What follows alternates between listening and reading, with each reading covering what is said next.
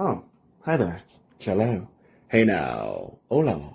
And ba weep grana weep ninny bong. However you want to say it. Welcome to that Kev One show.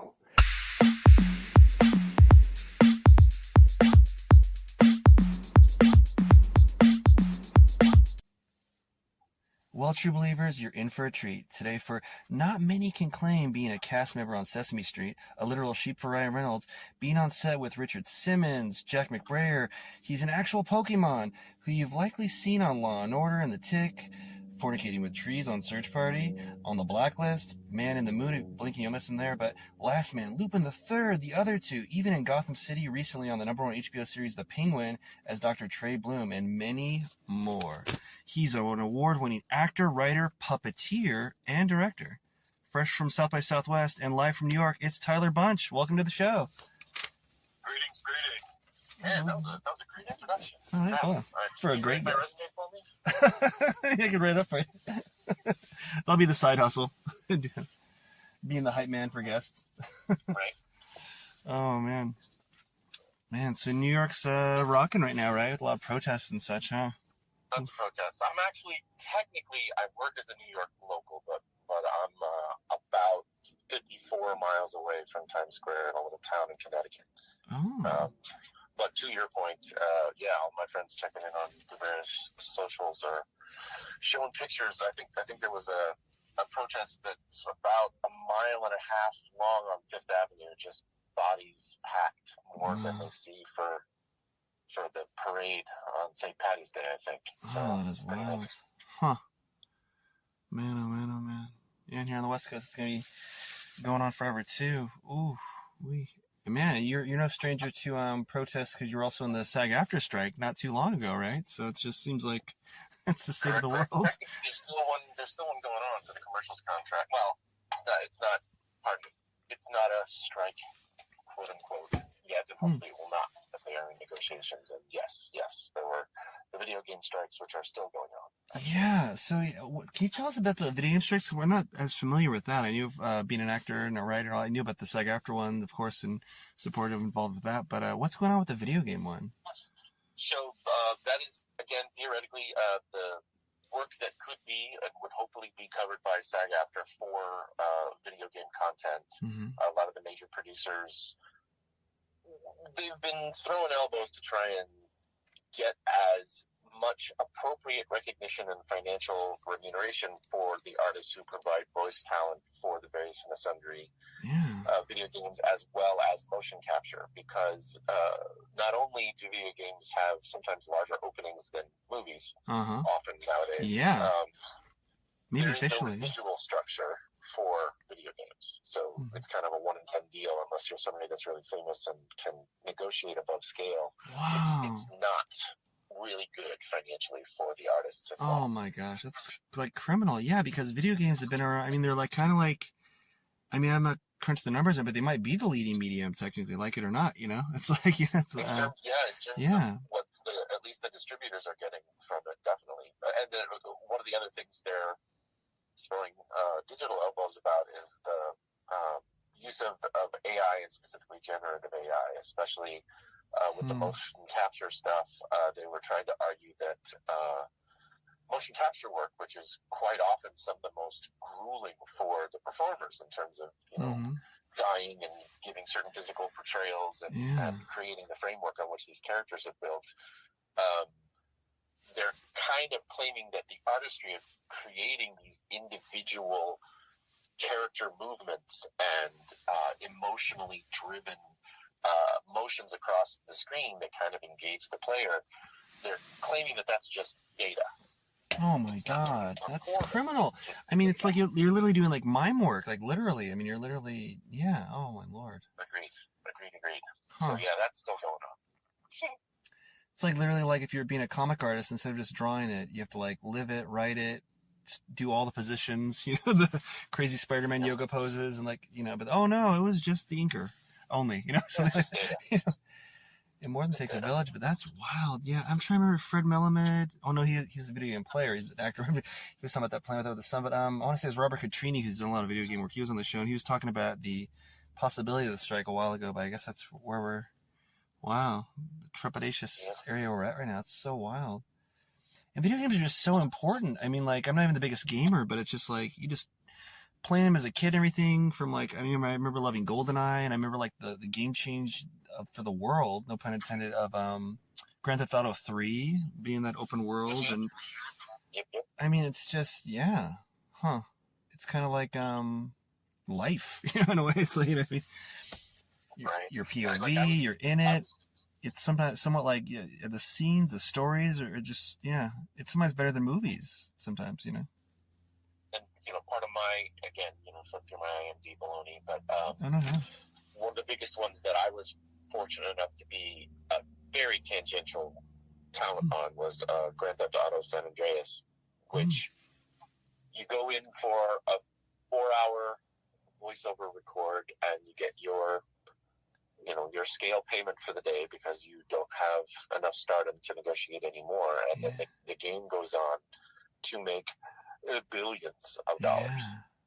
And the artists involved don't see another dime, which I don't think that's appropriate, personally. No, totally nuts. Kind of reminds me of, I don't know, I'm guessing their situation must be better now, but it kind of reminds me of like the pro wrestlers, in WWE, formerly WWF, that like were just, what do you call them? Contractors. They had like a contractor type contract, and if they were injured, they were just kind of screwed, or they could be fired at any time, even though they're the big names on the board, and putting the butts in the seats. Wow, that is insane. I mean, it's almost like tantamount of like being like a background artist in the way they're treating you there in that regard, where you're just there for a minute, and then it's wow, crazy. Yeah, I mean, everything, at least the world's more and more organized, and I feel like that has to have an happy ending, at least for that, the video game world, because it's just, it's kind of like the leading industry, I almost feel like, perhaps. If not officially, And also, I mean, regardless of whether or not you're a gamer, it's like anything else.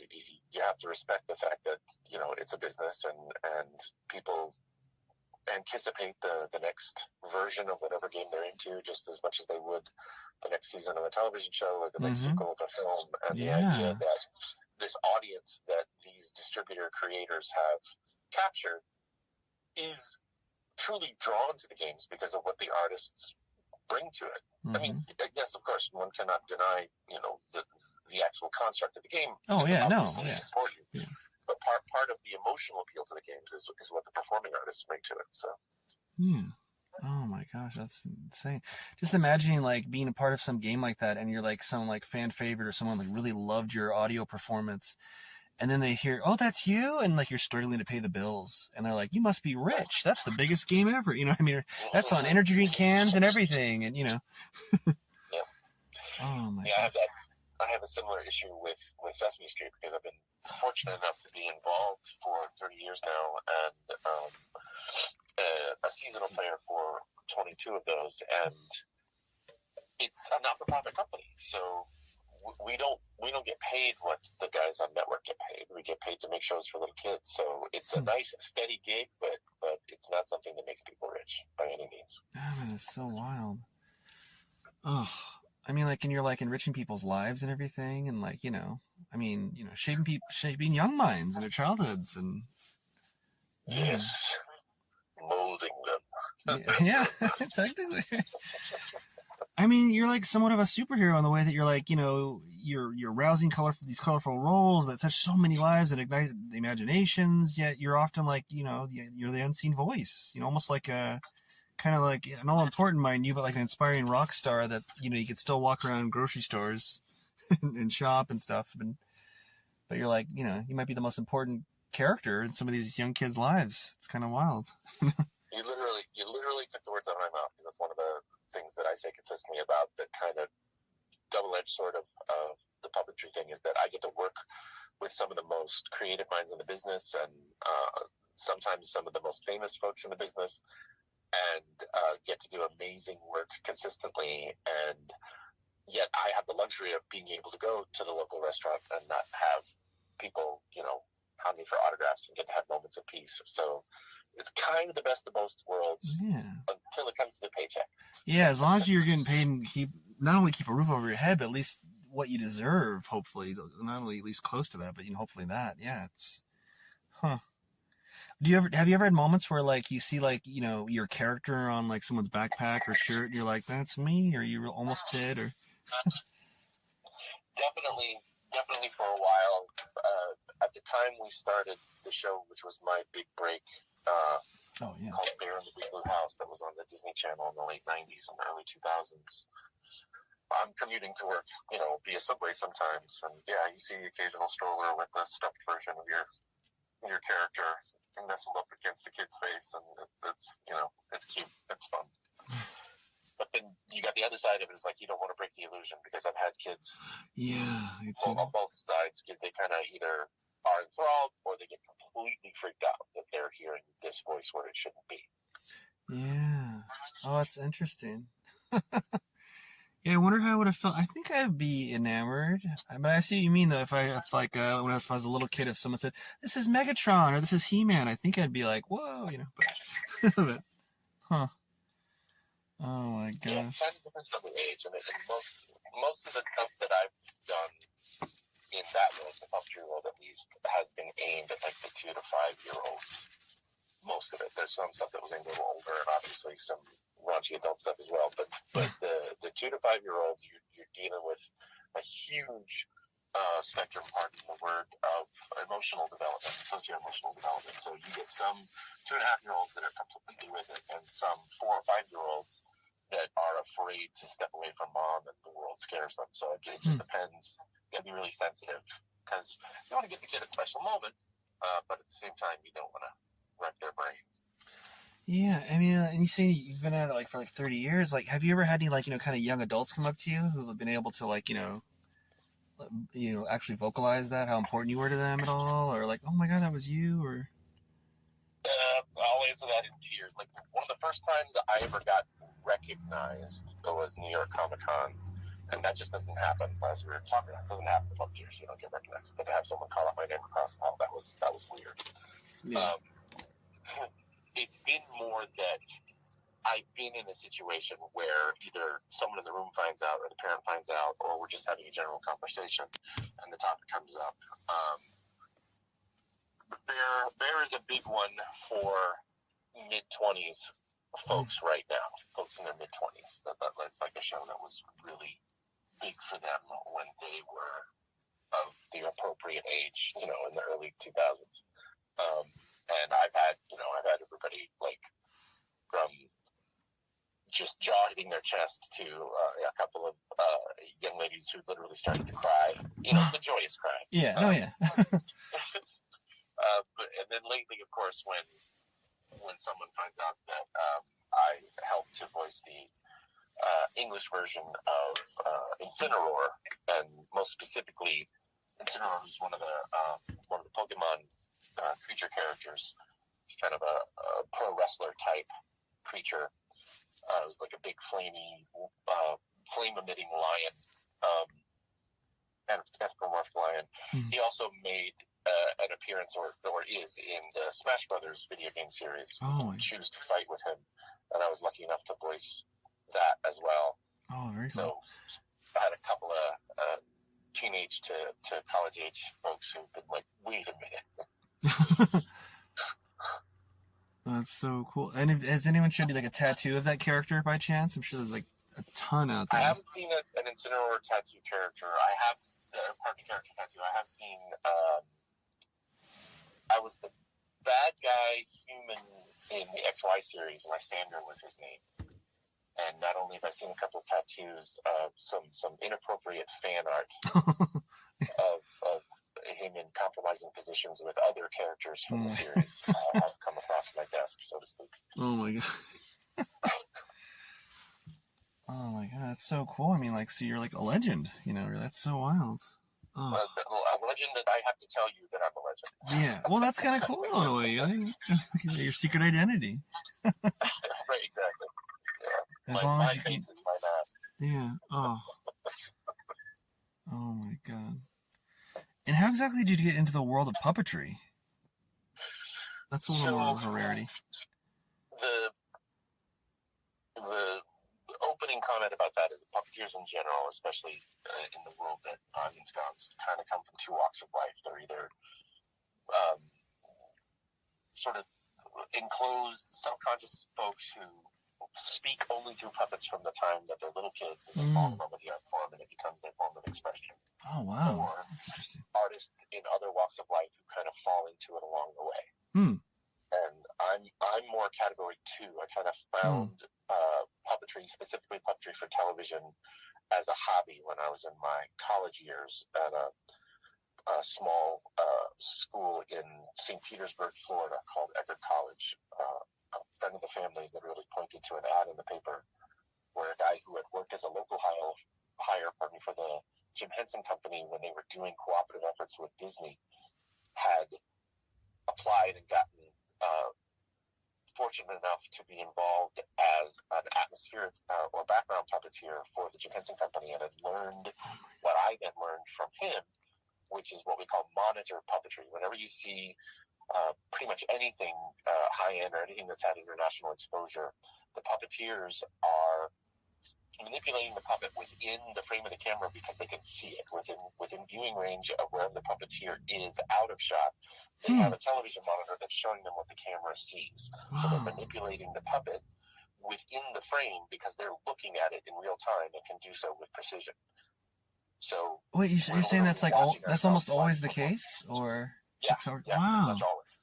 So it's like you're doing it in a mirror in a way, well, with the screen, but wow, And it makes sense if you think about it, because obviously the puppet can't really see. It's just a sculpture, and the eyes, unless they have some sort of special mechanism, don't move. And even then, if they did move, you'd want them to move in a way that makes sense according to the angle that they're being seen from.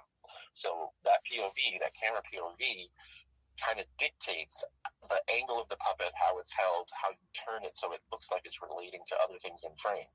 So without that TV monitor, it's just guesswork.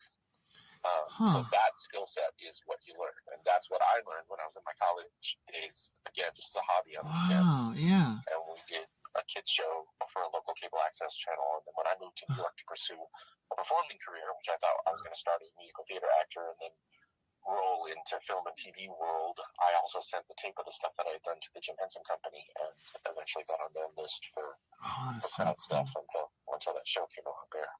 I'm just imagining like puppets I've seen lately, like on like Saturday Night Live and stuff, where they're like on like the news desk section, and like I'm trying to imagine like do they have a monitor under the desk, or I guess they would just be off camera, and just so maybe the studio audience sees them, the puppeteer standing there, or well, crouched or whatever.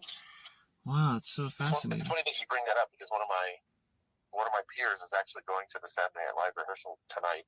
Oh wow. Because others of my peers, there's a gentleman who owned a company called Monkey Boys Productions. They build all the puppet effects for Saturday Night Live. Wow, Monkey Boys. Oh wow. And their company, they're in Pennsylvania. They hire, again, a lot of my peers to bring all kinds of stuff. So you saw I think it was the Ariana Grande episode where all the things in her room were talking to her. Yeah. My best friend's house or something, maybe, or something. Yeah, it was like Pee-wee's Big Adventure kind of, or horror film kind of. Yeah. So all those puppeteers, like the one up under the couch and the one behind the bookshelf, they all had monitors so they could see what they're doing to make sure that it looked right. That is wild. Yeah, it's kind of like we said on the show so many times, like from the biggest budget thing to like a little indie 24-hour film fest thing, like it's always kind of so fantastic how we get these shots. Sometimes it's really just kind of ghetto fabulous. It's like it's from someone holding like a boot on a stick, even if it's like a giant big budget. Sometimes the happy accidents are the coolest things to watch. Yeah. Oh my god, that is so cool. Yeah, I mean, I'm like a big action figure admirer from like childhood on, and like really like appreciate like stop motion and all that stuff. So man, that's really like that's so cool. I mean, like CGI just can't quite match it, practical effects and puppets on it. Wow. There's a little bit of crossover in the stop motion world, especially for puppet artists who construct their own puppets. There are quite a few of the folks who have built some of the characters that you grew up with, because they're freelance folks and they find other work. They also wind up building the cats and puppets for stop motion. So there's a lot of crossover, at least in the construction world. between stop motion and puppetry. Yeah, man, I just love when I still see it because there's so much CGI now, obviously. But yeah, it's like I remember I had co-creator of RoboCop Michael Miner on, and we were talking about Ed 209, but I was getting flashbacks to that last night when I watched that new movie, fairly new movie, Y2K, where this robot, they're using like kind of wires as tentacles that grab stuff. I'm like, oh, you can just obviously tell it was stop motion. I just love that kind of, that tactile feel, that tactile, just, yeah, There's another thing that a producer that I worked with once elucidated, that your brain knows when what you're looking at is reflecting real light and not projected light.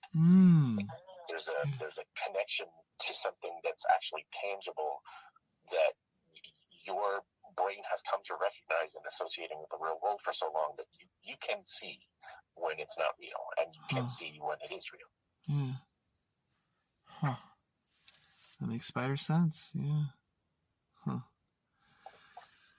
Yeah, it's almost where I wonder how. Oh man, I almost wonder if they're ever going to try to replicate stop motion with CGI in a way. Like sometimes when I watched one of those, I think it was probably the Batman Lego movie. Like it seemed kind of cool because it's like they're based off real things, real items. They try to make it as realistic. So I don't, and I kind of remember like playing video games, and the more advanced we got, video games. Like I remember when I first noticed like shadows in video games, like, oh, cool, and, so it could get scary with that too. But yeah, the light reflecting it. That's funny. I was literally just playing the latest Batman Arkham game on my Oculus Horizon, my Meta Horizon VR goggles, and when you play as Batman, whenever you cross through light, your shadow on the ground is with the cowl and the cape and everything. It's kind of cool. Oh, very cool. Isn't it just wild? It's like, I don't know. Are we in a video game? Get off topic. It gets all scary. Yeah, right. You are nothing but an avatar. Oh my god. Oh my god. Man, puppetry though. Wow. I was just thinking about when I was looking you up. So I was remembering like being John Malkovich. I feel like that was like the first movie I saw like a puppeteer as a main character. Do you remember that one? Did you feel like you were seen the first time when you saw that movie, or did you even see that? I really appreciated the artistry of it. I gotta see it again, but yeah, I just remember John Cusack as the puppeteer, and that was so cool to me. I'm like, wow, but yeah. That's really amazing, especially in the first half of the film when there are those very obvious, very well constructed marionettes that are doing all these interesting things. It just so happens that the puppet artist who did that, Philip Huber is his name. He's on Broadway right now in the new Boop musical, doing a marionette dog. He had to build versions of that puppet, that maquette, that human version of John Cusack, puppet version of John Cusack. Each thing that it did, like the dive and the roll and the different dance moves, those had to be different puppets because they're strung differently to do different things. Oh my god, so cool. So when I watched the movie, that's what I was watching, was how it was being done and trying to figure out what they did where. And plus, just the performances are awesome, and John Malkovich is a freak, and it's a hilarious concept and all of that. That having been said, another peer of mine freaked out because he felt like the movie was lambasting his entire world and his entire personal experience. Oh no! Like how so? Just that kind of struggle to be accepted and will you ever be, and the fighting against things and seeing other people taking what you sort of perfected, personified, and they figure out how to monetize it while you're in the wings, and just tons of themes that just kind of punched him in the face. Yeah. Huh. Yeah, it's a big fear for every artist. Yeah, it's wow. It's a great movie. If anybody listening hasn't watched it, yeah, I'm gonna rewatch it again soon. I saw it so many times when it was newer, as like a teenager, whenever it came out. Yeah, I remember just loving it. And I saw it, I think, in theaters a bunch, and video, I guess, video or DVD. Yeah, And it's one of Cameron Diaz's best performances. I remember seeing that. I liked her before that. I had a crush on from The Mask and all that. But I was like, wow, she's a good actress when I saw that. Might be her best role off the top of my head. It feels like. Yeah. Such great work. Man, speaking of great performance, congrats on starring in The Penguin on HBO. Thank you. Do you have like a preference when it comes to like being on camera or behind camera? Do you have a preference or no?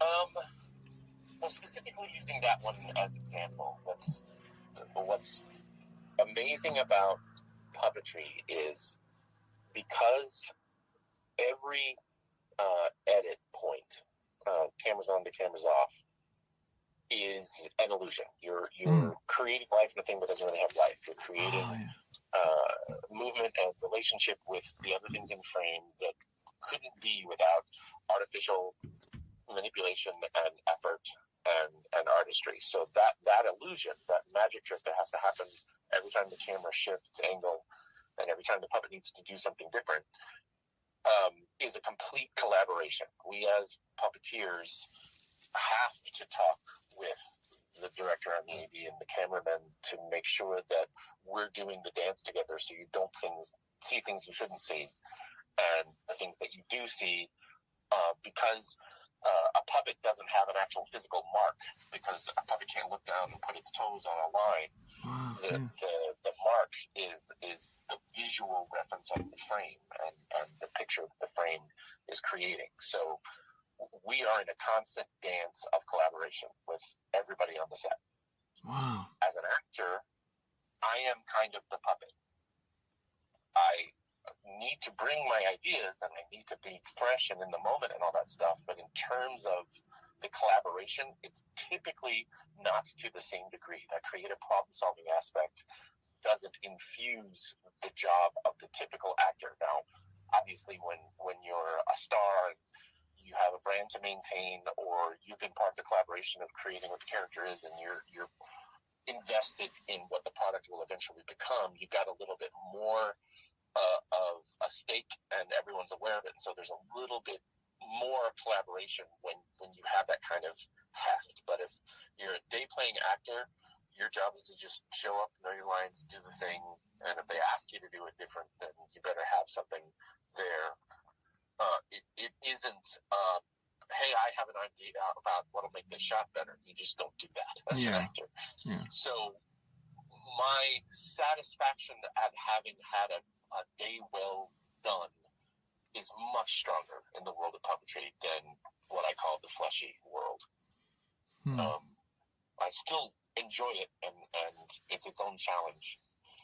But the Penguin's a perfect example of the fact that not only did we have to kind of just deal with whatever was necessary in terms of feedback from the immediate location and the director and the lighting and the set and making sure that you're hitting your mark and all that stuff. When we were done, we had to wait because there was an entire team watching the feed over Zoom from New York to LA. And all these producers that also had to give approval before we could move on to the next take. Oh, wow. So there's voices who are collaborating in the end product with whom you never interface. You just kind of hear their opinions and do things because someone in an invisible world that you can't see said you need to do it different. Wow. Which, again, it's a different collaboration, sure, but it feels more like edict than handshake collaboration. So so it's like you're still it's like you're the elbow or the forearm of the puppet as opposed to running the whole show in that regard. Man, it was so well done though. Well, I mean, did you get a lot of huge props from everyone in your inner circle for being on that show? I still get people who catching didn't up. watch it when it first came out and just recently picked it up to binge it, and they're like, holy shit, I didn't expect to see that. And we shot it a year and a half before it was released. We shot my episode a year and a half before it was on HBO Max. So the mystique of it had kind of already gone away from me. I was and I kind of sort of knew what the edit was going to be because I had to go in for a looping session because they changed some of my lines. Oh, awesome. Camera. That's cool to get that little mini preview, so to speak. Yeah. Yeah, so I at least knew that I wasn't on the cutting room floor, and I knew that I was going to be in it. It's a very short scene. Yeah. But at the time I was hired, and this is actually the coolest part about that gig was not the actual day of shooting. The coolest part about that gig is that the director who was in charge of my particular one also directed, Craig Zobel also directed the first 3 episodes, right? So 1, 2, and 3. I was in I was in 3. So when we first got the scripts, there was an assembled table read in New York where everyone in the entire cast that was in the first 3 episodes did a huge table read at a big sound stage where they set up tables in a huge U formation. And at the end of the U formation were screens showing the actors who couldn't be there, who were in California or wherever they were for whatever reason, who were also there to read the first 3. And because they only wanted to bring in so many people, and the casting director was kind of familiar with me anyway, I was elected to read some of the smaller parts for folks that they didn't want to deal with a whole bunch of bodies in the room. So I got to read like 5 or 6 characters in the first 3 episodes in a table read with everybody that was in the series. Cool. Colin Farrell, Kristen Milotti, and everybody. Oh, wow. Everybody. It was really, really cool. It was really cool. Of course, my scene is with Colin Farrell and Kristen, but very important. The drugs, what were they? The shrooms? Or I saw one was new. Correct. Yes. The evolution of the drops to the shrooms, or bliss, right? I want to say maybe. Yeah. Correct. That's what but like I say, everyone from opening shot to the 3rd episode was there in the room, and the kid who plays the protege. I don't want to spoil it for anybody. Oh no, yeah, well, so spoil it, yeah. Hasn't seen it, but the kid Renzi, who plays his Oswald's protege, like this was within 4 days of him learning he got the part, so he was just like over the moon excited. That's so cool. Yeah, the energy was really fun. We all, as soon as the table read was over, we all had to go and do a Zoom session for harassment on set to make sure that we all had gotten the proper information. So, okay.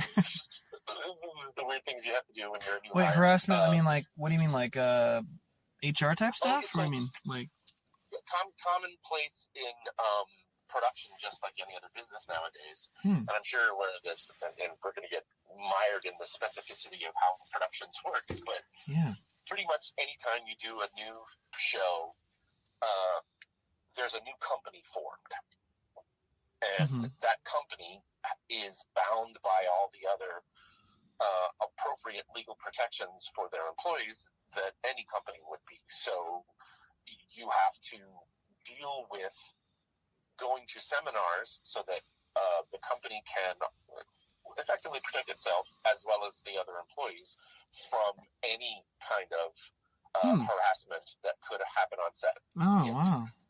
Sexist, ageist, literal racist, whatever it is. So they need to prove that they've told everyone they've hired what the rules are. And the way they do that is they hire someone who sort of administers a seminar, and in these days they most often happen over Zoom, so that everybody kind of clicks through and does multiple choice questions and is allowed to ask the moderator questions and get information and blah blah blah. So as soon as we finished the first 3 scripts table read, we went and had lunch, and then we all went to our harassment session. Wow. That's fascinating. I'm sure it's a lot of common sense stuff, like don't sexually harass or don't do that. Like okay. It all above board, totally makes sense. But it's just making sure that there has been explicit communication of expected behavior. Wow, that is wild. Huh. Oh, one thing that's fascinating. That table read's so cool though. But so was one question I got asked: was Colin Farrell doing his penguin voice, or was he doing his Irish accent as Oswald in that table read? not only was he doing, and you're going to be the first. It's the first time I'm saying this publicly, and maybe someone can clap me for saying it publicly. Not only was he doing the Oswald character, so cool.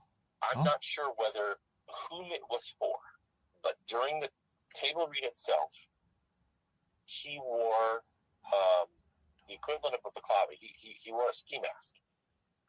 You could only see his eyes and his mouth. He completely obscured his face, and I don't know whether that was him getting used to being very aware of when his face was moving, or the sort of artistic thing of removing Colin Farrell from the scene, so to speak. Wow, that's or fascinating. some combination of the both. But yeah, not only did he do the penguin voice, he completely covered his face.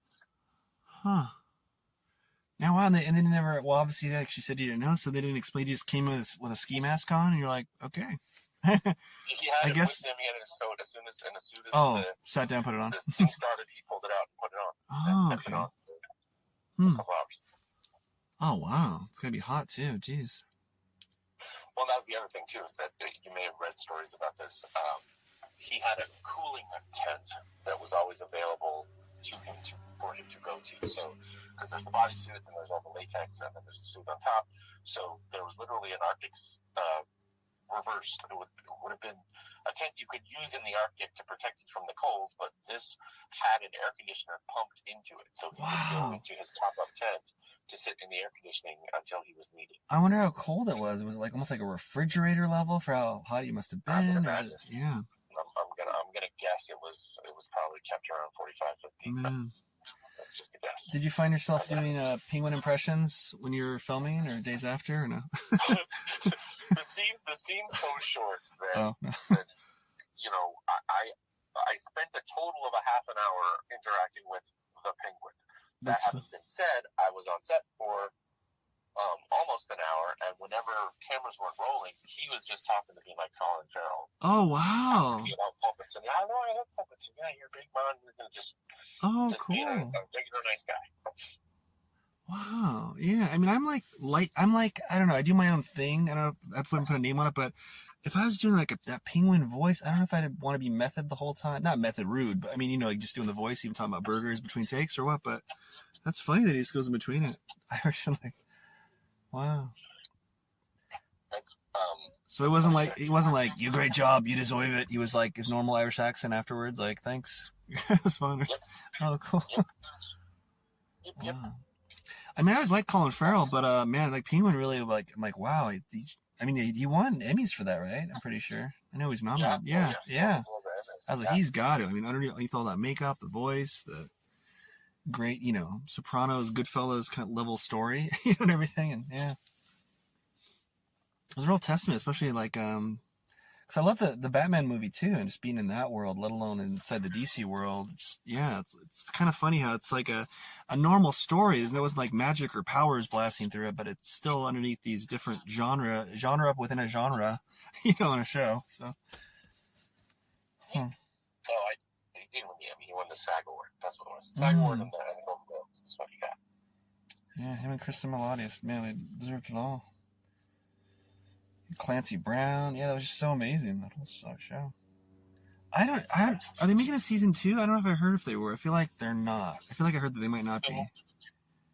Short answer, no. Mm-hmm.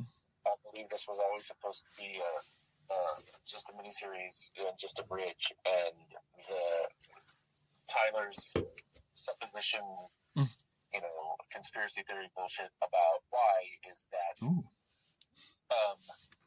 if you look at the narrative and when the character is introduced in the film before this series occurs,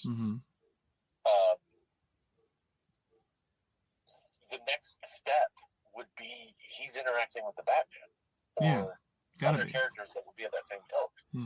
And you're probably not getting. You're not gonna have him fighting Batman every week. Yeah, on the show. Yeah. So the next time you see him is gonna be another movie. It's not gonna be a series. Yeah. Interesting. Wow. Now, did you have like a big watch party when that episode came out, or no? Or was it just for you yourself? Like, I'm watching it myself. I was a little tentative about it because I hadn't seen the full scene and the full edit. Hmm.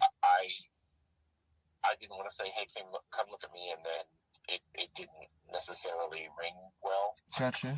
And okay, I don't do a lot. I don't do a lot in it. And one of the other reasons I was kind of in my head about it, and this is a thing that happens that I don't know how much you delve into with other actors who've been on your 51 episodes. A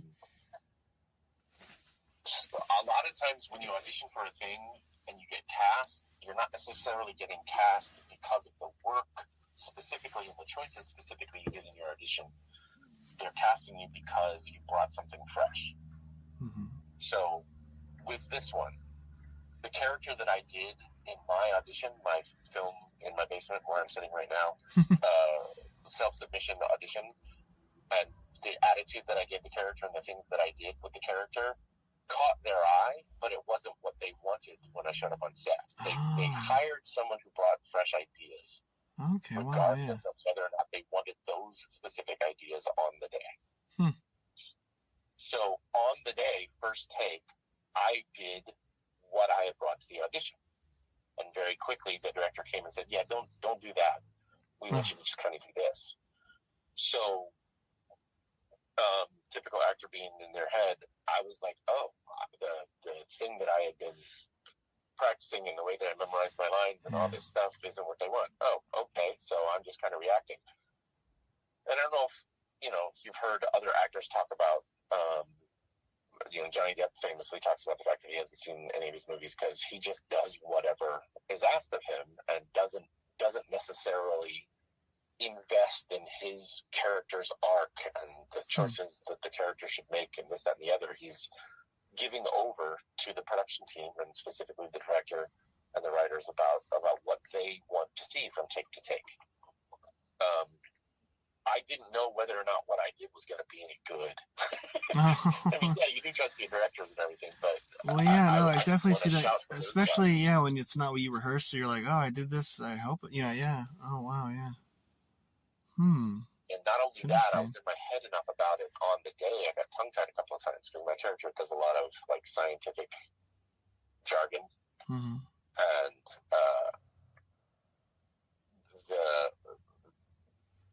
the direction I was getting, so to speak, in trying to make the jargon interesting was different each time.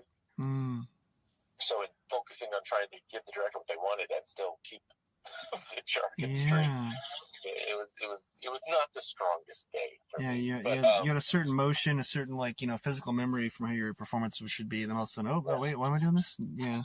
Which again, all total trap. That should not, first thing you learn in film school, right? Or as an actor, at least, don't do what I did, so to speak. Yeah, it was. So anyway, circling back to also, only episode 3, it was the ball was just starting to roll in terms of how much people were appreciating the series. It wasn't probably, if I'm going to, hindsight, probably episode 5 was when everybody was going nuts over this show. It took that long to kind of catch on. But it really is, it's so good. It's so well written. Yeah. And so well performed. And it's very cool to be able to say, to have it on their resume, because it's a unique effort, and everyone who was part of it should be proud. Yeah, even if people didn't watch the Batman, they could just watch it in its own little 8 episodes or however long it is story. Yeah. And they do a very great good crime job story. They self-containing the info that's introduced in the film in a way that doesn't feel like narrator treading over baloney. It's the reflecting on what the characters are dealing with because of the events that happen in the movie is done in a way that really still keeps propelling the story and the emotional situations for those characters forward. It's very well done. Yeah, and the introduction of the mother character was just only in the series thus far, and Kristen Milioti's Maroni, but there we go. Creme de la creme, chef's kiss. Now going from the world of DC to, what was it like joining the world of Pokemon? I mean, you've been at it a while, but... Yeah, what's interesting is that back when the English dub of Pokemon. So Pokemon's one of the biggest money-making franchises like on the planet. And yeah, you just have to know about it, even if you don't know about it. Even if you're not a kid or you weren't quite into it as a kid watching it in high school. Right. I mean, even like, for example, the house I live in is a Pokemon Go stop. Like one day I was looking at the window, I'm like, why is there like a horde of people outside my house? And because it's a Pokemon Go stop or save point or something. And I'm like, I don't even play it. I'm like, okay. Right. I'm like, what is happening? Like, am I being attacked? But in other cultures, Pokemon even bigger. So my gosh. The English-speaking market is a very small percentage. Wow, that's crazy because it's a huge thing here, even with people like, there's a whole problem with adults buying Pokemon, I might be saying the jargon wrong because I'm not a big giant Pokemon head, mind you, respect to it, mind you, but like there's a bunch of like adults buying Pokemon cards and stuff at Target and places and buying all of them just to resell them instead of just collecting them. And yeah, it's a huge, hand over fist thing here, money-wise, so the fact that it's bigger everywhere else. Your point. Wow. So you're talking about the Pokemon Go game and the cards and all that stuff, and the animated show is an even smaller part of that smaller part of the English-speaking market.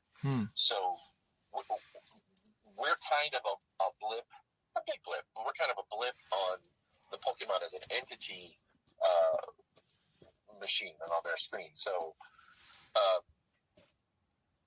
still respectable, still, amazing work being done by amazing artists. And I personally think there are aspects of the English dub that are sometimes even more engaging than the original Japanese version because we have to work so hard to justify what we're looking at on screen. The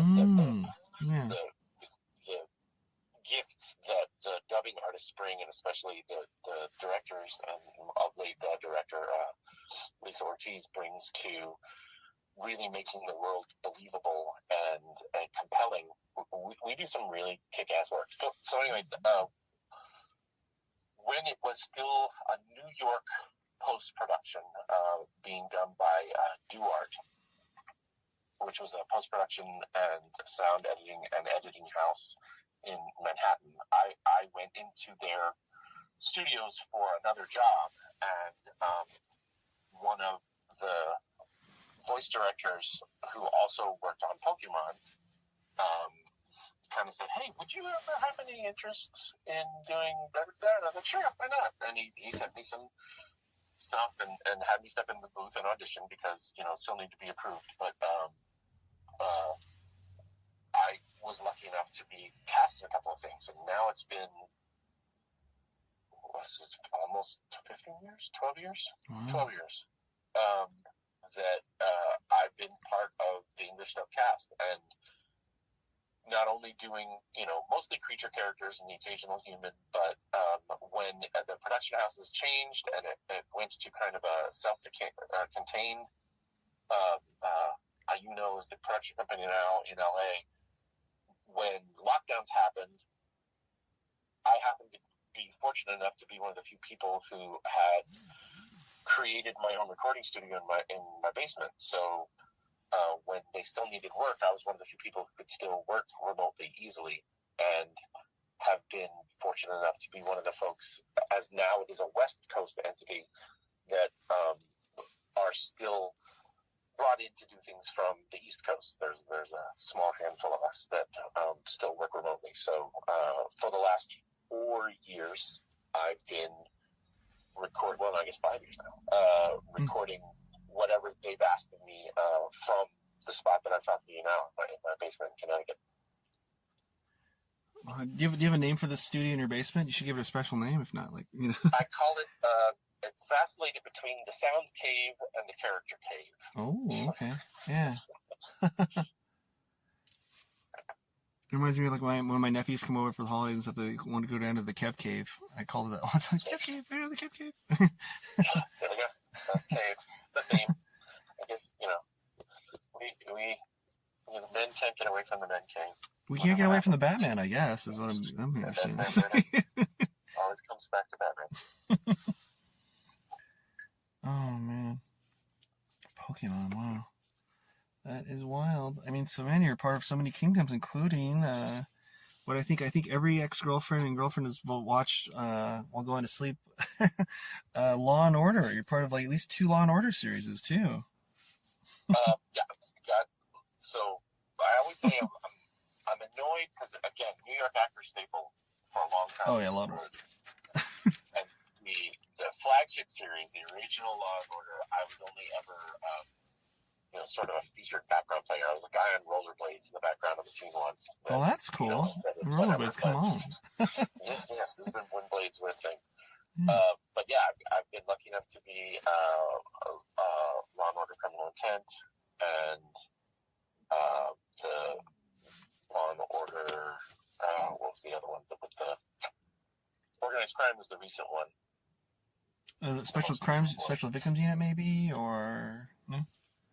Yeah, I think that was it. That was it. Special Victims Unit. I was a guy who was the sort of doorman / manager of a halfway house, and ICE yelled at me as they were storming the rooms, try and find somebody. But yeah, I got to be in the scene with Vincent D'Onofrio, which was very cool. Oh, Kingpin himself. And then the organized crime. The organized crime day was one of those times where my decades of being on a television set as a puppeteer versus an actor were thrown in my face because I was playing a guy who owned a guitar, a music store, and it was a guitar repairman among other things. They were in the soft opening dealing with this young African American gent who was having to deal with a racist situation through the rest of the episode, and this was what he was in the middle of doing when he's wrongly accused and has to deal with bad guys after he leaves my establishment. So establishing his character is him taking his guitar to be repaired, and I'm acting the scene, and it's all going well, and I'm writing the receipt, and after take 2, the director kind of walks up to me, he's like, "What are you writing on that receipt?" I was like, "What?" I'm just, I wasn't writing anything. He's like, yeah, I can tell. You're just scribbling. I was like, oh, yeah, I was kind of. Because as a puppeteer, you're lucky if you can get the pencil on the paper. So I'm just focusing on the scene. I'm not actually writing, this is a receipt for $20 for the repair of the blah on the fret, which I should be. Because I'm an actor at the moment. I'm just acting like I'm writing on paper, because that's what you do. Yeah, so you are doing it to your fullest as a puppeteer actor, but you weren't, wow. Yeah, it's just like, I don't really have to write anything. I just got to make it look like I'm writing. It was a really, really, dumb moment. That's funny. It's kind of fascinating, though, if you think about it. You almost want to make an Adult Swim type show where you're humans acting like puppets, and everything's kind of like that. Right. Like a dream world. So stupid. Hilarious. Oh my god. Man, did you get recognized a lot from those? I mean, that's got to be kind of reinforcing in spirit to be in that upper echelon of TV history. That show's been on for ever. The only thing I've been recognized for as an actor from people who didn't already know me and say, "Oh my gosh, I just saw you on blah." People coming up to me and asking, "Hey, aren't you the guy from blah?" Interestingly enough, was another kids show, Jack's Big Music Show, which was a thing shot in Chicago. David Redman, who's also one of the core Muppeteers for the Muppets franchise, and it plays Cookie Monster nowadays. He has his own production company and created with his brother this fabulous show, Jack's Big Music Show, that was popular for a lot of kids in the mid-2000s. I played, again, titular character, Jack's Big Music Show, the giant at the end of the vine in the clouds, Jack and the giant, right? Yeah. I was the human giant for one episode. And I've got more folks kind of going, "Wait a minute, aren't you?" from that than anything else that I've done. So, yeah, there you go. I gotta check this out, Doc. It's silly little kid stuff. That's probably someone's, but how important it is to somebody, I bet it's someone's back piece on their tattoo. It's on their back somewhere. Right. So, you're gonna get that for something else, like on someone's upper thigh, they pull up the dress, look at this, you're like, oh, okay. And what's funny is that with that one, I was actually a replacement. Oh, wow, really? You're almost not the giant. They had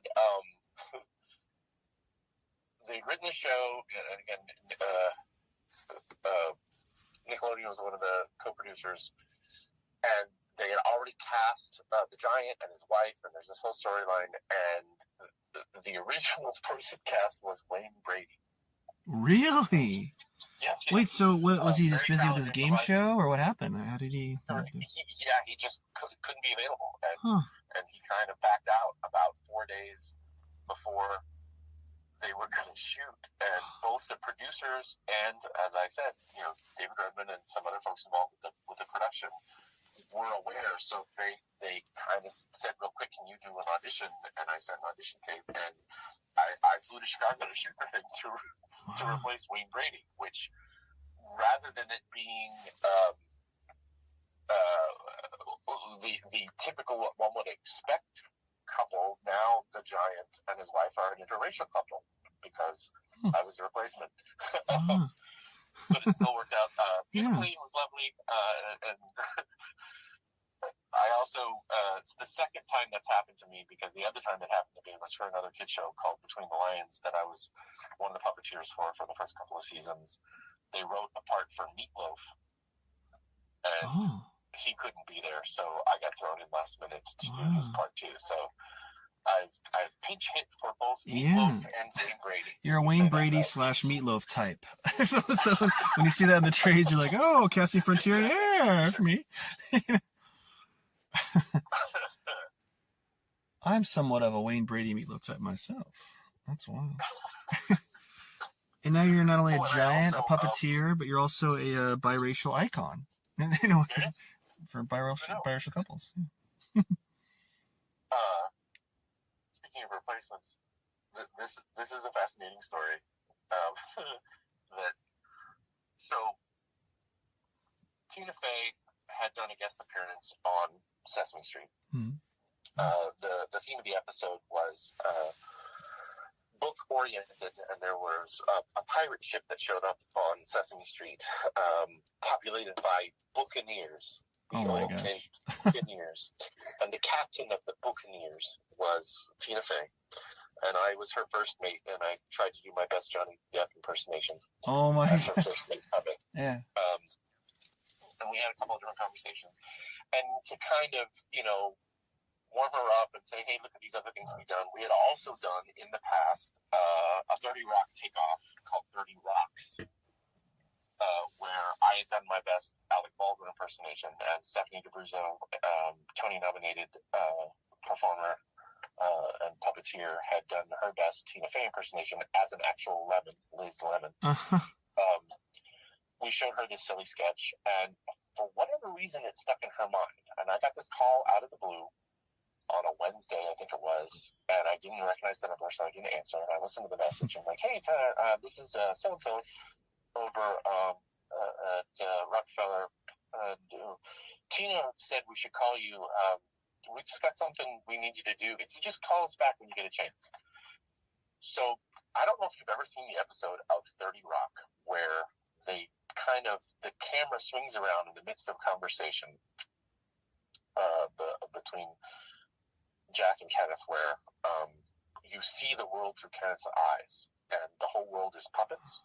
No. Oh my god, I've seen a lot of shows like that though, but yeah, like where they puppet episodes. Oh wow, yeah. You should check it out. And, everybody's, speaking like Muppets, and some of my peers again performed the puppets in the episode for the onset portion, but they were in the post scenario and they're editing it, and all the characters that were puppets had to also sing. And Alec, for whatever reason, rather than singing like his character Jack, tried to sing well. So Alec Baldwin was trying to sing his lines in this stupid, campy version of the world where everybody's puppets. And it comically wasn't coming off, but they were all too embarrassed to tell Alec that he was trying to sing too well, and he just needed to sing like Jack was trying to sing. it's a screwed up way of looking at the world, but that was their comedic effort.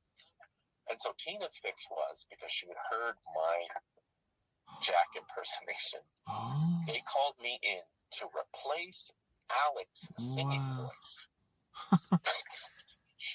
And it was an amazing session. It took probably about 40 minutes because, there were music cues and stuff. We tried to get a couple different takes. But I totally did it, and it was hilarious. And Jack was singing like Jack, and it was very funny. But then he found out, apparently, like 10 days later. After it aired, or after you filmed it, or after you filmed it, or after it aired? After the edit. After the, because again, they already filmed it, and I was looping Alec Baldwin singing because Alec Baldwin didn't sound enough like his character when he was singing. But apparently either he saw a cut or he just found out somehow. And so I don't know what the emotional fallout was, but apparently he looped himself again in the way that they wanted it to be done. I'm not in the final product. But you probably got paid a little something, right? Yeah, and the experience. I got paid for the day of work. Because of that product, I don't get residuals or anything. But it was pretty fascinating that I was asked to sound more like Alec Baldwin than Alec Baldwin. I don't know if you have, when you gotta tell him if you're, well, I don't know if you like that. If you were in him, you gotta tell him about that. I mean, it wasn't your call. They called you. It was like. Very true. Very true. Oh my God, that's amazing. Oh Lord. So you do a pretty good Alec Baldwin impression, or are you just because of all your voices? Because I worked it up. It's one of those things, like, we're all there. I mean, pretty much any actor worth their snuff can be a good mimic. It's just to what degree and what level they're mimicking, right?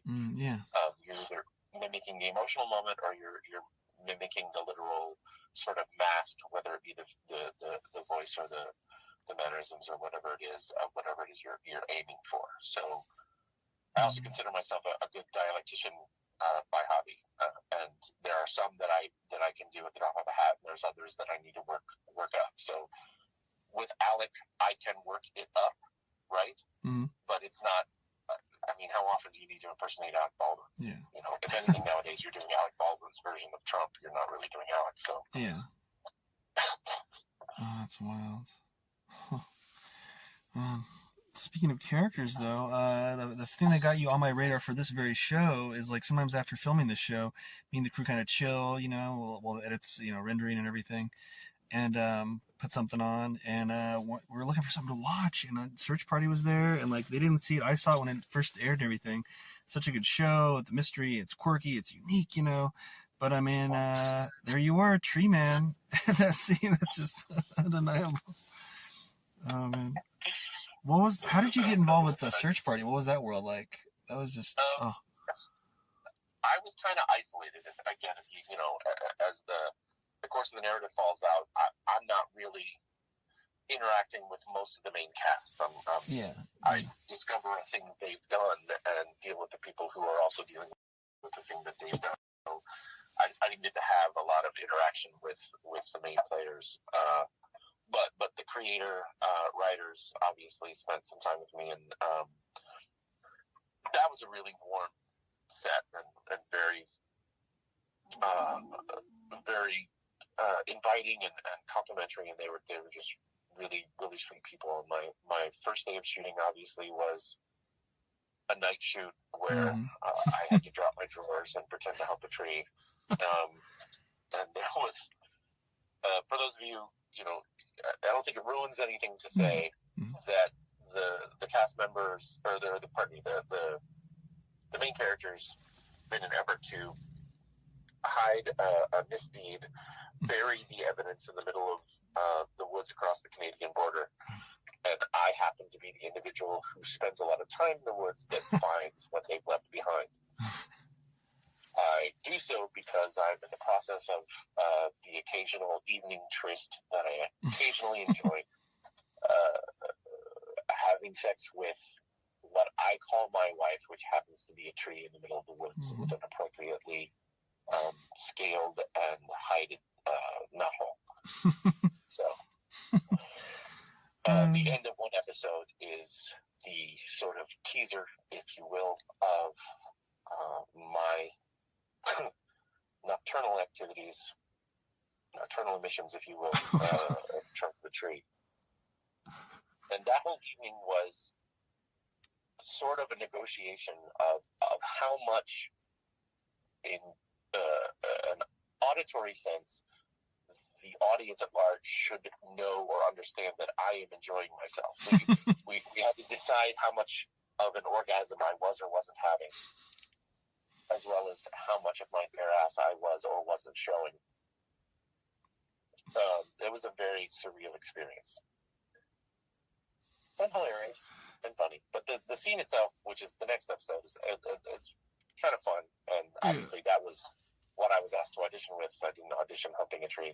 I auditioned with the scene that you see in the next episode. And it was a lot of fun. It was a good day. And again, very, very supportive cast and crew and directors. And it was... So did you just kind of take a big swing at it and see what they liked, or how far you should go? Or did they give you like some, like, really direct direction on that? So with that audition, that was an example of they wanted exactly what I brought to there. So, my Canadian accent and my sort of rough around the edges, I'm just who I am guy, just kind of dry and matter of fact, was what I had at the audition, and that's what they wanted. That's what they wanted to show up. The preamble of the actual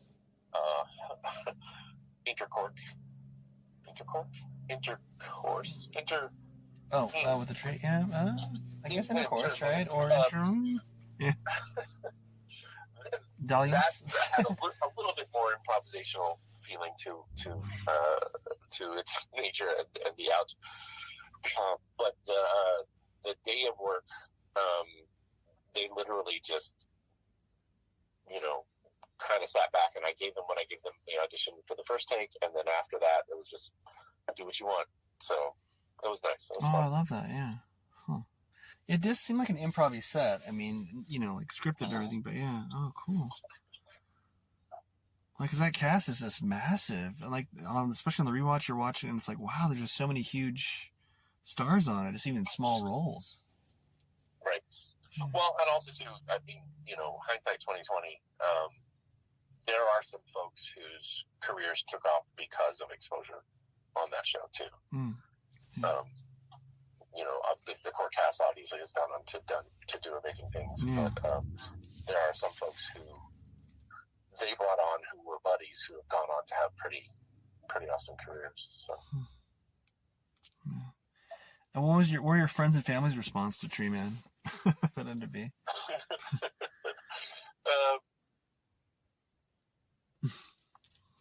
Again, it's not one of those that I shouted from the rooftops because of the edginess of its material and the initial intro. But again, it's the smirky laugh with the head shake is pretty much everybody in the face to face. At the time the episode came out, the show was still, again, kind of like the Penguin, still kind of snowballing in its popularity. I feel like Search Party is one of those that got more popular when it became bingeable than because wasn't it, if I'm not mistaken, it was on 2 different networks. Was it like TBS and then HBO, or Yep. And I think even now, is it on Netflix now? It might be as well. It's on HBO Max for sure, because that's what we were watching it on. Okay. Oh, so good though. Man, I mean, you've worked with so many other great artists as well, and but since you're like we said, kind of behind the scenes a lot as a puppeteer half the time, or maybe more than half the time, and your voices with Pokemon and such, do you ever get people of from any walk of life, from like a peer on set, or just someone who was like, whoa, that's you? Anyone like blown away by that you're there have been a couple who I think it's going to grow, because again, like I was saying, the thing that was my big break, most of the folks that really appreciated it are most in their early 20s right now. Mm-hmm. And same thing with Pokemon. The kids that absorbed it, they're probably in their late 20s to early 30s that were part of the generation that would have been most into it when I was part of it, or started becoming part of it. So that appreciation is kind of growing exponentially. Just in terms of, in general, what I do, I've had a couple of different interactions with Neil Patrick Harris, including being on the show. He's a puppet nerd. He's just a full-on puppet nerd. Oh, really? I didn't know that. Oh, yeah. He loves puppets. And was in the process of wanting to build a puppet for one of his kids when I was doing the episode that I did for his show for Netflix, Uncoupled. Mm. And we had met 2 times before. Like, he had been a guest star cameo sort of thing, if you will, on the Muppets movie featuring Jason Segel. Oh, Muppets. Cool. Yeah, the crime one, right? Yeah. And we had a couple of conversations then. And of course, he's has tagged in on Sesame Street once or twice, and then because we were sort of already familiar with each other, and I was cast without his knowledge, so to speak, to play this part that I did in the one episode of his show. So it was just sort of a surprise to be on set together. He's like, "Wait, aren't you?" Like, "Yeah, I'm in it." Every time cameras were down, he was asking me very specific questions about construction of puppets and where does your thumb go, and if I want to make it like this, how do I do the thing, and do I need to put extra fabric here? And he's a very smart guy anyway. Yeah, like his character, but almost that's funny. It's almost like being at Comic-Con and someone asking Stanley oh, what was why did Hawkeye do this in issue 572 of the Avengers? You're like, I don't know. Right. It was kind of funny because the other actors and stuff were just kind of sitting on the edge of the circle, sort of watching us nerd out with puppet stuff. It's funny. Like, who is this guy?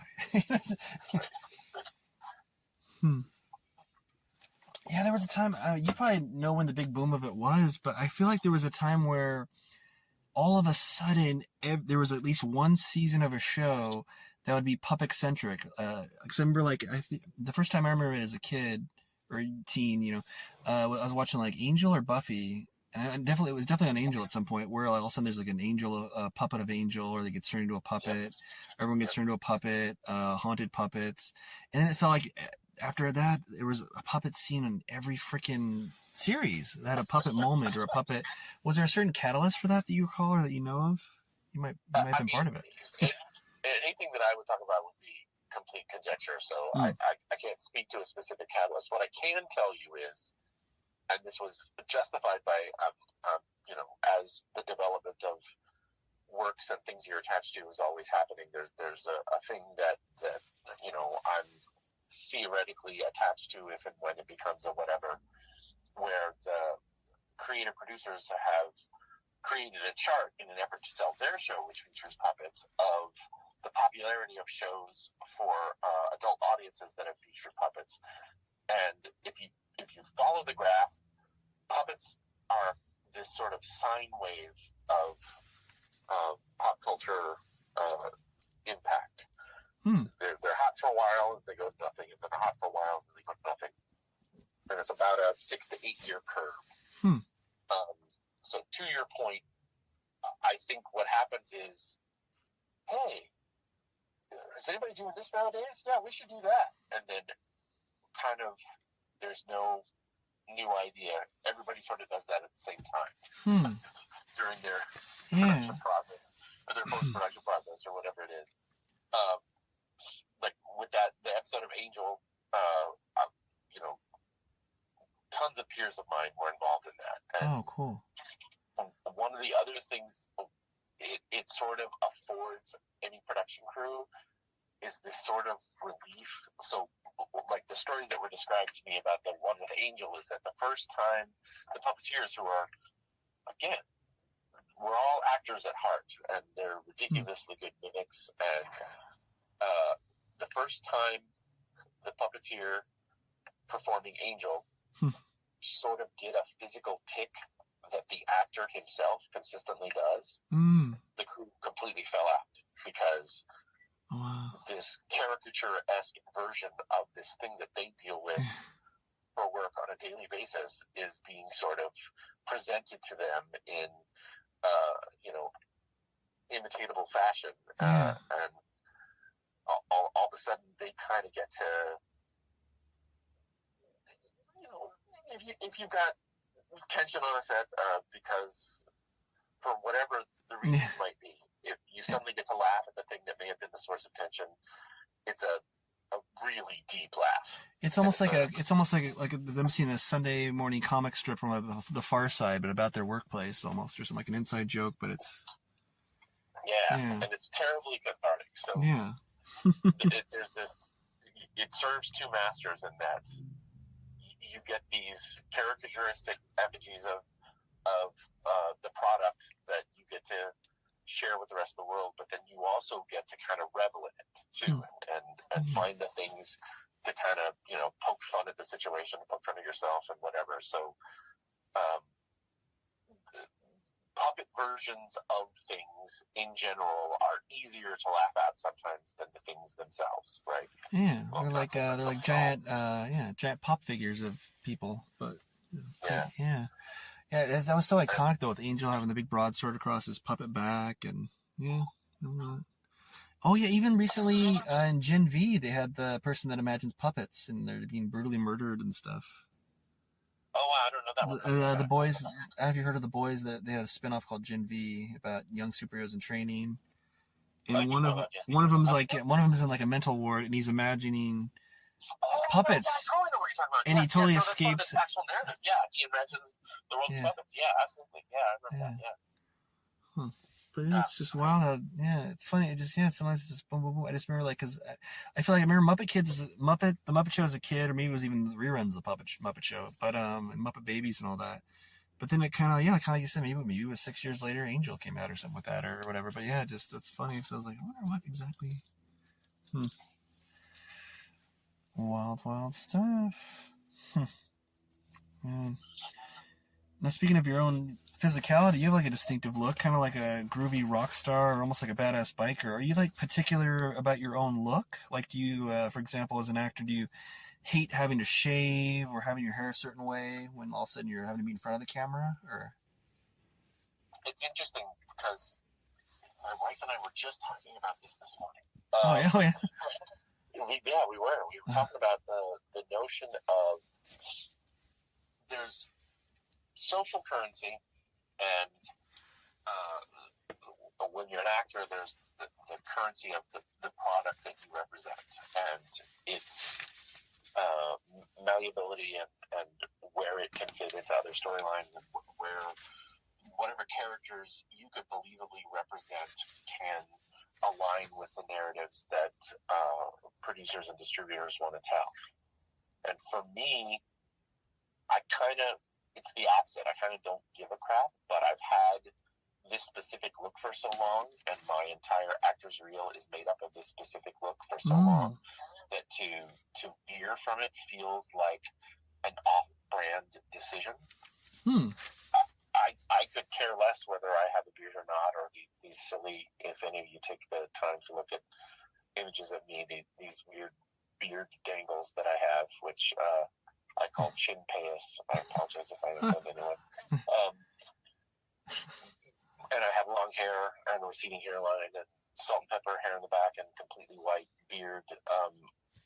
I am not a typical or average looking individual because of the way that I choose to present myself. But I have no emotional ties to it whatsoever. That having been said, changing your look as an actor is an investment. You need new photos. In an ideal world, you need new reel material. And right now, for almost 15 years, everything I have, I have scenes with, as we talked about, Patrick Harris, Colin Quinn, the scenes that I had in The Tick, the reimagining of The Tick for Amazon Prime, almost a decade ago now. Jesus, that's how long. Tempest Fugit, right? the idea of proving that you're marketable by showing folks product that has been consumed, but trying to change your product. And, no one's ever enjoyed Snickers with peanut butter, but here it is. It's a conflict of goal set, because as much as I could say, hey, I can look different, here's a different look, the thing that I have sold to date is tied so specifically to a look that to change it feels almost counterintuitive. Just 3 days ago, I did one scene in the episode of Blacklist with James Spader, where I got my long hair and my beard, and I'm speaking a silly accent and stupid stuff on screen with James Spader. If I shave my beard, I'm no longer the guy that was on screen with him. I'm no longer the guy that was on screen with Solid Trail. So what do? I'm personally, social currency, I don't care. Yeah. But in terms of recognizable marketability, what do I do? Until I have a name, I kind of can't change my look. Interesting, yeah. That's a good way to look at it. Yeah, because a lot of people would say, oh no, you gotta be able to change and be more malleable, but it's like, well, no, but it's like Batman's Batman, Superman's Superman, you know what I mean? It's, yeah. Yeah. We need the guy that looks like blah. Yeah. Yeah. It's kind of like, ever since like puberty, I've always wanted to keep my facial hair, you know what I mean? It's just like, oh yeah. And now I have this kind of vaudevillian mustache ever since COVID. I never had COVID, knock on wood, but like, you had the mask mandate, so I just kind of grew my beard underneath it. And then all of a sudden, like, oh, before I shaved when the masks came off, I was like, maybe I'll do mustache wax. And now everywhere I go in public, people comment on my mustache. I need to enter a contest or something. It just feels like if I shaved it, I can just tell people at the grocery store, or people I just walk around in public who I don't even quite know by name would be like, what'd you do? It's just, so it's like, I don't know, I need to get some sort of, or take some sort of swing at some marketing things with it or something before I trim it, for sure. I know now. Exactly. It's good. That's the wrestle. Everything you described is, to a certain extent, more about the to just beat a phrase into the ground, more about the social currency of it, and the notion that it's that guy who always comes in who looks like blah, versus that guy who's always auditioned for, or that guy that we brought in because he looks like blah. Like right now, my look, regardless of the silly, you've got your waxed mustache thing. I've got my chin curls. I can hide my chin curls. You can probably, I could comb the stash into the beard. Yeah. Yeah, exactly. But right now, in the world that we're in, I am the dude who shouts the inappropriate things from the back of the room in terms of what narratives are out there. I'm this white older guy who is representative of voices that are in dissent of the way culture is moving in the moment, and they're more than appropriate for whatever stories are being told. But that's where my look is relegated now. If I were to alter that look,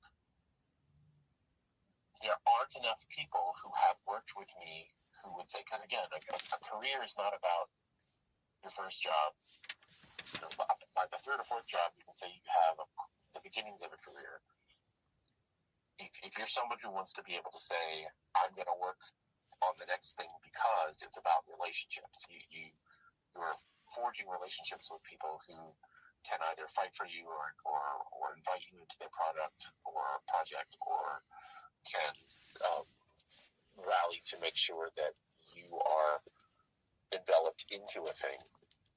When you are the new ingredient in the space, when you are filling holes that other people have made for themselves, you have to kind of be, for lack of a better term, a stereotype, or at least a very specific version of the thing that they want to help them tell their story.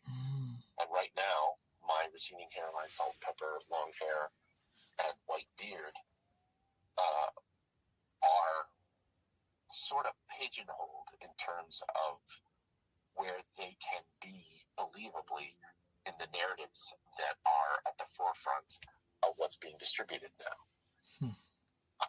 As talented as I want to profess to be, and the characters that I think that I can engender, I have to convince not only the people making the product, but they need to believe that they convince their audience that I believably represent the characters that they want to portray in the stories they want to tell. And unless I am a name that brings eyes to screen, like right now, I'm sure you've heard other people talk about that directors sometimes right now are given casting opportunities by a stacks of headshots and 4 or 5, whatever they are, stacks. This headshot represents people with 30,000 followers. This stack represents people with 50,000. This stack represents people with 100,000. And they can cast whatever they want as long as they get to 2 million eyes on screen with the paperwork in front of them. And that is a literal reality of how people are getting artistic work nowadays, is the social currency of their social media follows. So if that's first hurdle, then second hurdle of now what characters of this mass of followers are in general, what are these folks, these followers, what are they going to swallow, what are they going to believe in terms of the characters that you're going to portray and whatever the thing is that they want to represent. So the hurdles you have to jump as a performing artist now have multiplied tenfold. You have to do so much more outside of the actual work of being an artist. You have to have already made yourself a commodity. So, am I the guy with the funky beard and the long hair? Or am I just a really good actor who also happens to look like some dude who could be in an office? Like, where do I hedge my bets? What do I focus on in an effort to move my career forward? I guess, maybe just being that image, getting that role, but then maybe with permission or whatever you can legally, doing some sort of cool little YouTube series on your own about like the other side of them, showing some of your other skills and flexing it a little, fleshing it out. But yeah, the world we live in. So what's your next project you're excited about? We're about to start shooting season 56 of Sesame in about 3 weeks. That is wild. Right? We're in the throes of the second season of Pokémon Horizons, which is the animated series based on the Pokemon characters that's distributed on Netflix right now. I have been part of a little bit of a throwback, a STEAM-oriented project for kids. I'm the resident director of now a YouTube effort called Kickaboo, K-I-K-A-B-O-U, Kickaboo, which is 2 puppets who live in a museum and explore our relationship, or specifically kids' relationships with nature, and encouraging them to be good stewards of the planet and learning all they can about science and nature. Oh, that's awesome. Which was the reason I was put to your intro of me when you mentioned South by Southwest. One of the reasons I was at South by Southwest was to kind of kick off that project. So Puppeteers Unite, right? Yep. You go to YouTube and look for Kickaboo. That's why Puppeteers Unite at South by Southwest happened, was to sort of keep opening further doors for that project. Oh, that is so awesome. And then, there's other things. There's a project that I went to Ireland last year, or no, a year and a half ago, to direct. Again, your intro. I'm fortunate enough to have an Emmy for part of the production team of Word World, which was an animated reading fundamental program on PBS, and then directing live action, specifically puppets. Been nominated for an Emmy me because of whatever prowess, baloney. It's all semantics. But that's afforded me the opportunity to direct a couple of other projects, including a thing called Bridie's World, which keep your eyes open for a co-production with Ireland, a human and a puppet enjoying themselves in an animated environment. And it's hopefully going to hit somebody distribution-wise in the next couple of months, but we'll see. Okay, awesome. Oh, that's so cool. Any other projects you want to put a spotlight on that has got the attention it's deserved yet, would you say? Oh, that's an excellent question. Things that have not gotten... I will say that if you're into bizarre avant-garde humor, there's a podcast that I was involved with that began in its first season as a character called Walter Sprague. It's a narrative about a very strange world where people can become animals. The writer-creators of it are very intelligent, smart people who managed to create this strange and engaging world. Kate Allen wrote it. Eric Nightingale directed most of it, along with David Arrow. The second season is called Jessica Darby, Zombie Lawyer. Oh, really? But it's a narrative podcast that if you dig through the narratives of the characters, you'll go on a fun ride. It's a fun ride. Yeah. Where can we find that? Spotify, I guess, or? Yeah, pretty much anywhere. Okay, yeah. I'll check that out. Oh man, that's awesome. Well, Tyler, we've probably taken enough of your time today. Thanks so much for taking us behind the curtain on not only your experience, but so much more history and how a lot of the magic's made. Thank you for your curiosity and for letting me monologize for ridiculously long amounts of time. Oh, no, man. It's been epic. Yeah, it's a giant-sized issue, as they'd say in comic terms. Exactly. I can't wait to cross paths with you one day. Yeah.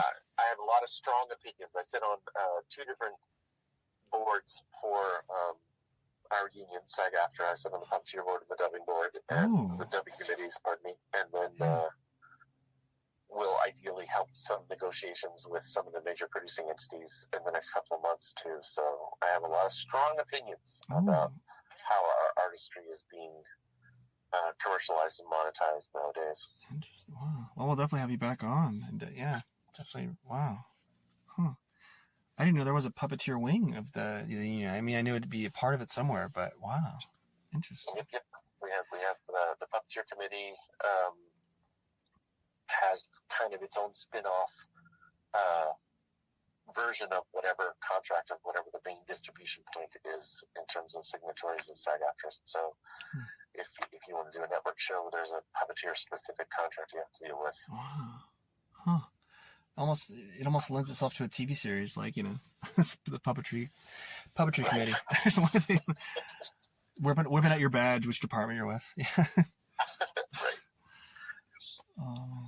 We'll definitely have you on again. One of the cool things about Jim Henson is that he went out of his way to make sure that he had accreditation in every one of the unions that could step onto one of his sets. So he had a union card for every possible delineation of worker, so that he could work with them as peer and also adjust whatever he needed to do from an informed place.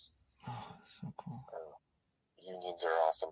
Jim Henson's missed for sure, man. I mean, he was so special. Yeah, he was so special and was part of everyone's childhood, including my own. Like, I almost thought he was from Portland for some reason because he was just so everywhere in everyone's childhood. I was like, oh, he must work for OPB, PBS, yeah, and but he was just, yeah. Awesome. Kind of like Mr. Rogers. He's like, oh, he's in my city. He's an entity. Yeah. Well, Tyler, thanks for being that entity to a lot of people. And thanks, man.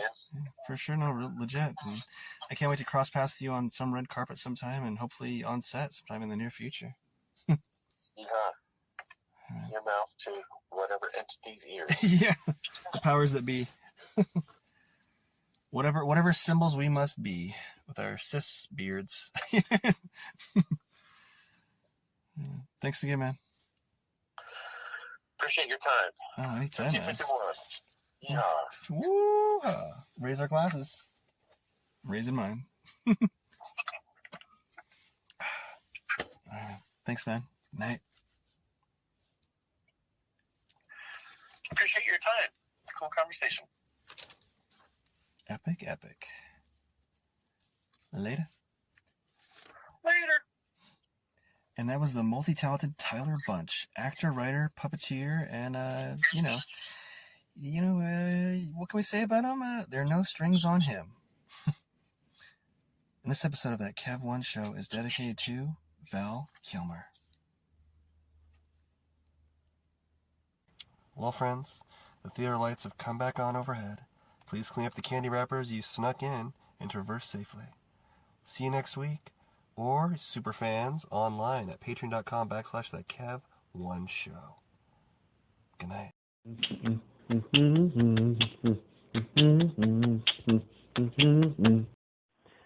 Rep the brand as behind-the-scenes film talk, positive vibes, and discovering what the human condition is all about as nonstop creativity guides us on and on and on with That Kev One Show merchandise. Now for sale at thatkev1show.etsy.com. That Kev One Show, spelled of course that, K-E-V number 1 N, show. Hey, you're a fan. You want to rep it. You know how to spell it. So get it today and glow with us. This portion of That Kev One Show is supported by Bohemian Dream Gifts, made with organic and natural oils that nourish and hydrate your skin. Man, I don't know if it's the weather outside or the gym that was killing my skin, because my right elbow on the, it itched like the Dickens, like I was becoming like the lizard from Marvel Comics. I think it's that machine where you put your elbow in and do the lifts, for the bicep. But I was itching my skin like crazy during, I won't say who because I don't want them associated with rough skin, with one of our guests here in the near future here. But my right elbow was getting ashy and getting red and irritated. Anyway, I used some of the promotional cookie dough body oil from Bohemian Dream Gifts that they gave us, and my skin, I'm not kidding, came back. I can vouch for that one. The cookie dough oil body oil. The cookie dough body oil brought my skin back to life like an Evanescence song. I'm not kidding. My skin is smooth and happy again. 100%. You can buy cookie dough oil on Etsy at the Bohemian Dream Gifts shop. Check out their other stuff as well, but that's one that I swear by now. And as soon as my promotional one runs out, I'm going to order some myself. So go to Etsy and visit the Bohemian Dream Gifts shop today.